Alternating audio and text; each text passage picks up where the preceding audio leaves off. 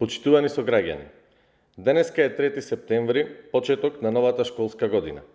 На почетокот од оваа пресконференција сакам на сите првоодделенци и на сите ученици од нашата општина, во име на Општинскиот комитет на ВМРО ДПМН, да им го честитам почетокот на новата учебна година, со желби за многу успеси и желба тие да бидат идните генерации на кои ќе бидеме сите горди како нација.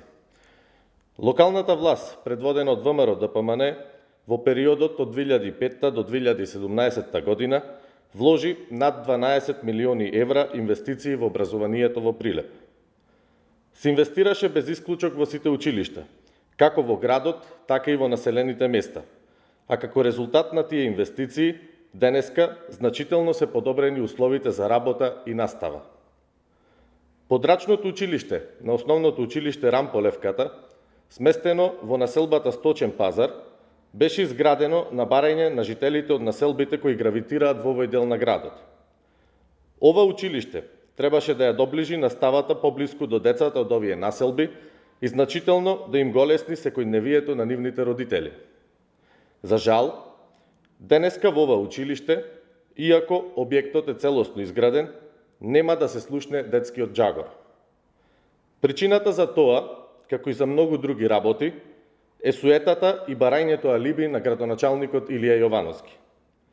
Наместо денеска да се ставеше крај на проблемите на голем број родители, чии деца патуваат повеќе од 2 километри до најблиското училиште, поради неработењето на локалните власти, тоа ќе продолжи и оваа школска година.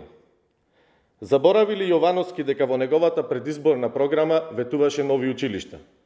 Дали градоначалникот и општина Прилеп сакаат да помине време и да се заборави кој го изгради ова училиште, а потоа, како што направија со градинката во основното училиште Рамполевката, да го представат и овој проект како свој?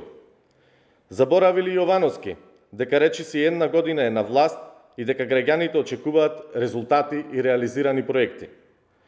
Само доколку се потрудеше да се заврши се што се започна, веќе денеска Прилеп ќе беше подобро место за живење, додека на ваков начин оставаат нов објект на милост и немилост.